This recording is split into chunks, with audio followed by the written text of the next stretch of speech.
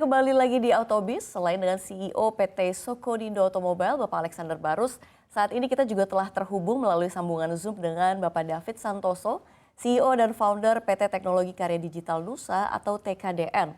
Perusahaan yang menyediakan layanan berbasis digital dengan salah satu inovasinya yakni Tron, aplikasi online pemesanan angkutan umum yang tentunya ini menggunakan kendaraan niaga listrik sebagai kendaraan operasional mereka. Pak David, ini apa sih pertimbangan Tron begitu ya memilih armada yang menggunakan kendaraan listrik?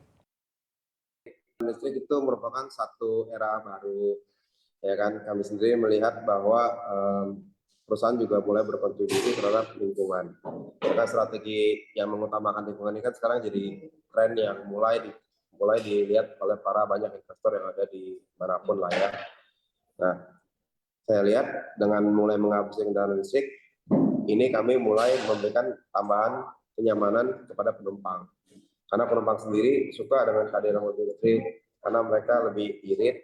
Itu irit buat kita ya sebagai pengusaha. Tapi dari segi kenyamanan memang bunyinya atau apapun itu lebih nyaman, nggak ada suara, sehingga penumpang itu memilih menggunakan mobil listrik. Tentunya dengan menghadirkan mobil listrik, kami juga membantu membuat lingkungan lebih baik dengan mengurangi emisi gas buang. Jadi itu hal-hal yang kami pertimbangkan dalam memberikan layanan kepada penumpang. Iya, lantas apa yang membuat Tron memilih Glorai? Besar, kabinnya lebih lega, ya kan, dan dia punya black room-nya juga besar, sehingga bisa mengangkut penumpang dan memberikan kenyamanan lebih bagi para penumpang kami sendiri. Selain dari kendaraan listrik tadi yang memang irit, ya kan, kami melihat Glorai ini masuk di saat yang tepat. Saat ini belum banyak loh kendaraan listrik yang fokus pada angkutan umum saat ini. Itu merupakan satu peluang tersendiri yang saya lihat, ya kan, untuk Glorai. Jadi kita pilih Glorai karena memang timingnya tepat dan kenyamanan buat penumpangnya serta biaya operasional yang lebih hemat. Iya, selama pemakaian ini apa sih manfaat yang dirasakan oleh Tron terhadap DFSK Glorai ini khususnya? Ya, memang dari kita sebagai bisnismen kita ngelihat pastinya biaya operasional. Terlepas dari biaya yang mungkin sedikit lebih mahal di awal, tapi penghematan yang kami rasakan dengan menggunakan kendaraan listrik itu cukup signifikan. Biaya perawatannya menjadi sangat mudah dan tidak ada lagi kebocoran BBM. Ya kan, jadi supir sendiri tidak punya motivasi lain selain untuk menyetir dan mengendarai mobil tersebut. Karena biaya operasional tawarkan ini, kami mampu bersaing dengan para kompetitor kami yang lain. Sehingga kalau dihitung-hitung, kita bisa hemat tuh bisa sampai 50% lebih jika dibandingkan dengan kendaraan Tron yang non-listrik. Saya rasa ini merupakan satu manfaat yang paling penting buat usaha kami ya.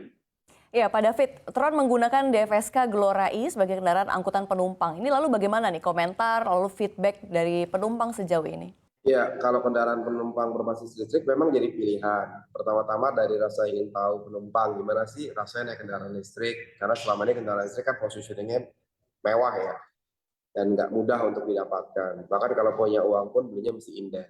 Jadi itu merupakan salah satu daya tarik tersendiri. Karena kendaraan listrik ini punya persepsi yang cukup baik gitu.